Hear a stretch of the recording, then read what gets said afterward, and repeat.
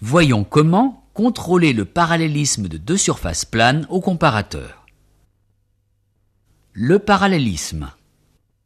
La présence de ce symbole sur un plan va nécessiter un contrôle de parallélisme.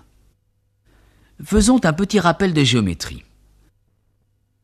Deux segments de droite sont dits parallèles lorsqu'ils sont à égale distance l'un de l'autre.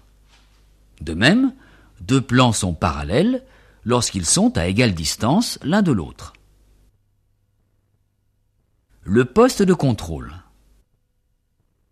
Le contrôle en atelier se fait généralement sur un marbre avec un comparateur. Le voici avec son support. Un cadran gradué tournant.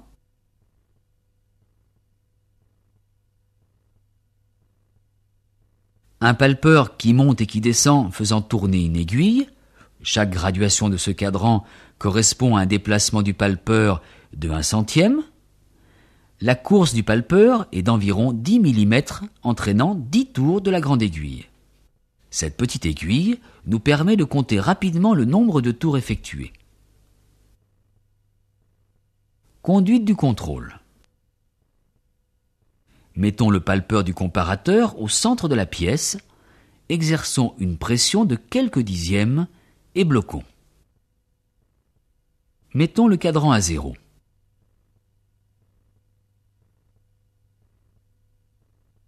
Faisons glisser la pièce sous le comparateur pour contrôler toute sa surface.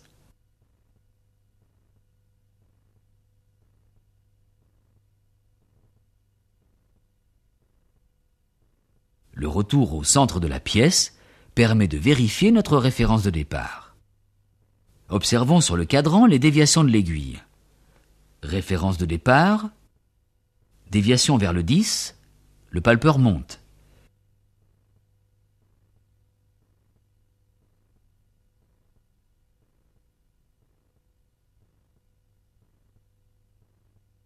Déviation vers le 90, il descend.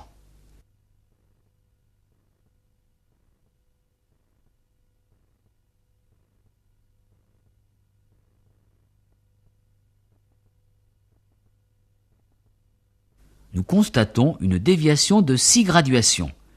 Le défaut de parallélisme est de 6 centièmes. Contrôle par rapport à une valeur maxi tolérée.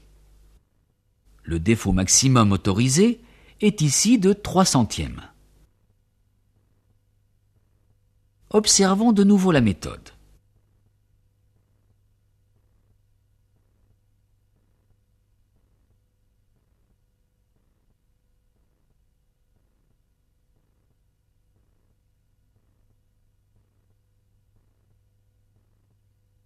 Grossissons le cadran pour mieux voir.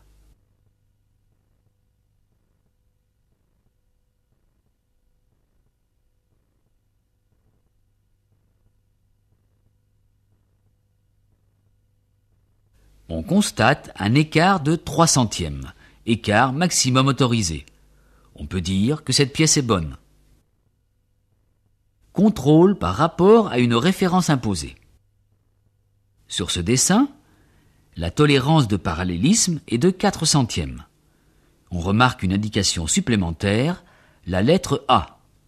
Cette lettre fait référence à un nouveau symbole imposant la surface de référence. La face A de référence est en appui sur le marbre et nous allons contrôler le parallélisme des deux rainures. Observez les gestes.